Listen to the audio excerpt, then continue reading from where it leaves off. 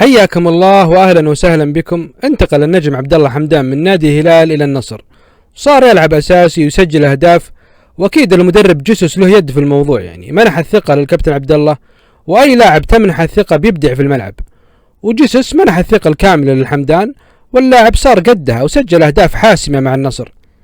لكن يجيك الشعور احيانا ان الحمدان مضغوط نفسيا مع النصر، يعني لانه مع الهلال كان مرتاح احتياط يلعب بين فتره وفتره، الآن صار يلعب أساسي مع النصر ومطلوب منه تحقيق بطولات، والنصر معروف يعني بالحظ التعيس في البطولات، يعني المهمة صارت صعبة شوية على الحمدان.